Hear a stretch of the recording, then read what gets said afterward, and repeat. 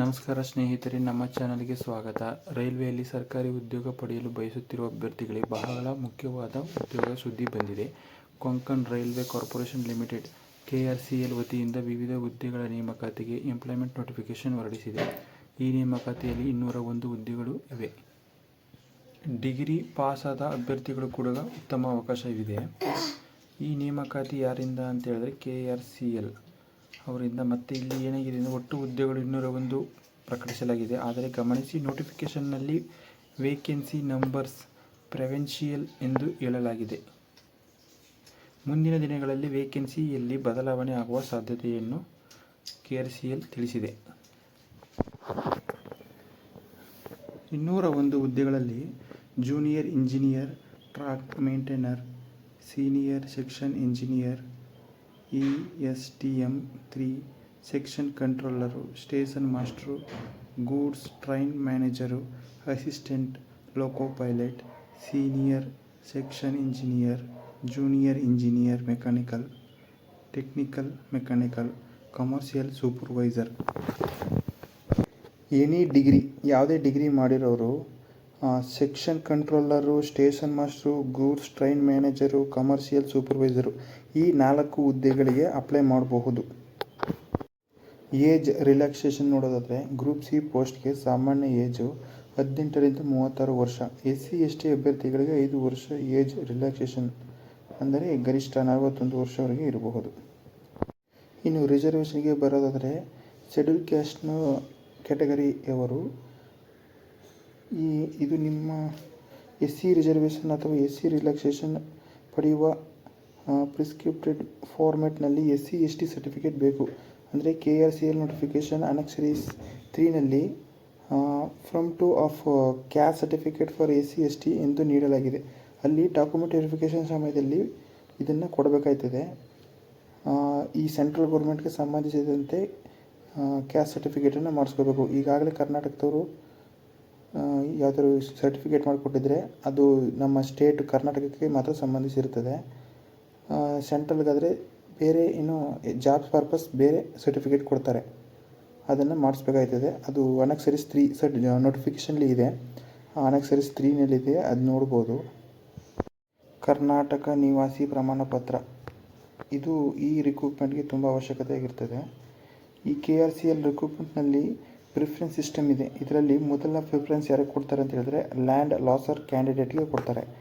ಮತ್ತು ಎರಡನೇ ಪ್ರಿಫರೆನ್ಸ್ ಬಂದು ಈ ಕೊಂಕಣ ರೈಲ್ವೆ ರೂಟ್ ಎಂಪ್ಲಾಯ್ಮೆಂಟ್ ಎಕ್ಸ್ಚೇಂಜ್ನಲ್ಲಿ ರಿಜಿಸ್ಟರ್ಡ್ ಆಗಿರುವ ಮಹಾರಾಷ್ಟ್ರ, ಗೋವಾ, ಕರ್ನಾಟಕ ನಿವಾಸಿ ಅಭ್ಯರ್ಥಿಗಳಿಗೆ ಕೊಡ್ತಾರೆ.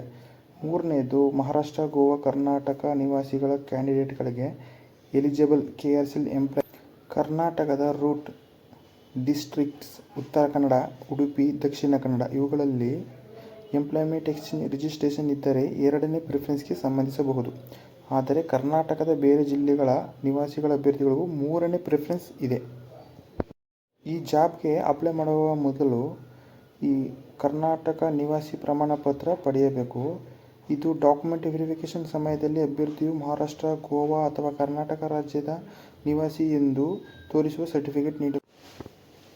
ನೋಟಿಫಿಕೇಷನ್ನಲ್ಲಿ ನಿವಾಸಿಗಾಗಿ ಪ್ರತ್ಯೇಕ ಅನಕ್ಷರಿ ಫಾರ್ಮೆಟ್ ನೀಡಲಾಗಿಲ್ಲ. ಆದರೆ ಕ್ಯಾಸ್ಟ್ ರಿಸರ್ವೇಷನ್ನಲ್ಲಿ ಫಾರ್ಮೆಟ್ ನೀಡಲಾಗಿದೆ.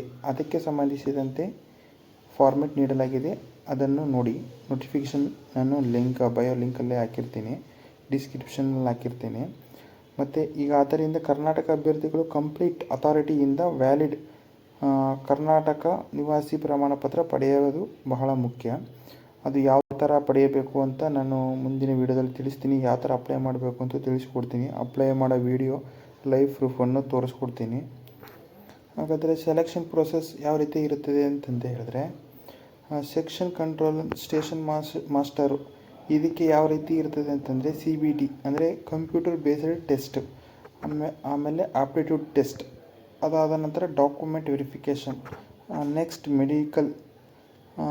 ಈಗ CBTಗೆ 70% ಮತ್ತು ಆಪ್ಟಿಟ್ಯೂಡ್ನಲ್ ಟೆಸ್ಟ್ಗೆ 30% ವೇಟೇಜ್ ನೀಡಿ ಮೆರಿಟ್ ತಯಾರಿಸಲಾಗುತ್ತದೆ ಈ ಜಾಬ್ಗೆ.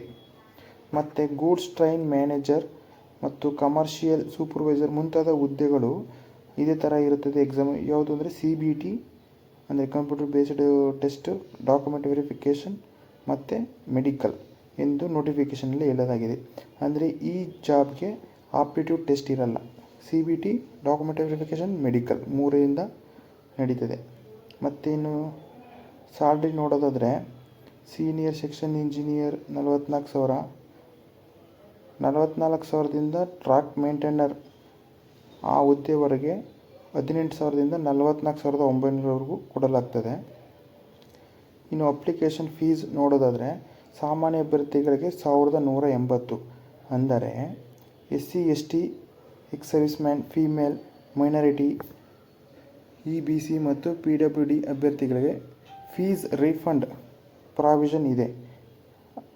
ಅಂದರೆ ನೀವು ಈ ರೀಫಂಡ್ ಮಾಡ್ಕೋಬೇಕಾದ್ರೆ CBTಗೆ ಹಾಜರಾದ ನಂತರ, ಅಂದರೆ ಕಂಪ್ಯೂಟರ್ ಬೇಸ್ಡ್ ಟೆಸ್ಟ್ಗೆ ನೀವು ಅಟೆಂಡ್ ಆಗಬೇಕು. ಅದಾದ ನಂತರ ಬ್ಯಾಂಕ್ ಚಾರ್ಜಸ್ ಕಡಿತಗೊಳಿಸಿ ಉಳಿದ ಅಮೌಂಟನ್ನು ರೀಫಂಡ್ ಮಾಡಲಾಗುತ್ತದೆ ಅಂತ ನೋಟಿಫಿಕೇಷನಲ್ಲಿ ಹೇಳಿದ್ದಾರೆ. ನೋಟಿಫಿಕೇಷನಲ್ಲಿ ಏನು ಹೇಳಿದ್ದಾರೆ ಅಂತಂದರೆ, ಇದರ ಪ್ರಕಾರ ಪ್ರಿಸ್ಕ್ರಿಪ್ಟೆಡ್ ಎಕ್ಸಾಮಿನೇಷನ್ ಫೀಸ್ ಪಾವತಿಸಬೇಕು. ಎಲಿಜಿಬಲ್ ಎಕ್ಸಮ್ಟೆಡ್ ಕ್ಯಾಟಗರೀಸ್ಗೆ CBTಗೆ ಹಾಜರಾದ ನಂತರ ರೀಫಂಡ್ ಪ್ರಾವಿಷನ್ ಇದೆ. ಅಂದರೆ ನೀವು ಫೀಸ್ ಕಟ್ಟಬೇಕು ಫಸ್ಟು, ತದನಂತರ ಎಕ್ಸಾಮ್ ಅಟೆಂಡ್ ಆದಮೇಲೆ ಮತ್ತೆ ರೀಫಂಡ್ ಮಾಡಿಕೊಡ್ತಾರೆ. ಇನ್ನು ಅಪ್ಲಿಕೇಶನ್ ಡೇಟ್ ನೋಡೋದಾದರೆ ಅಪ್ಲಿಕೇಶನ್ ಇನ್ನೂ ಓಪನ್ ಆಗಿಲ್ಲ. ಅಂದರೆ ಆಗಸ್ಟು ಕೊನೆ ವಾರದಲ್ಲಿ ನೀಡಲಾಗ್ತದೆ, ಓಪನ್ ಆಗುತ್ತೆ ಅಂತ ನೋಟಿಫಿಕೇಷನಲ್ಲಿ ಹೇಳಿದ್ದಾರೆ.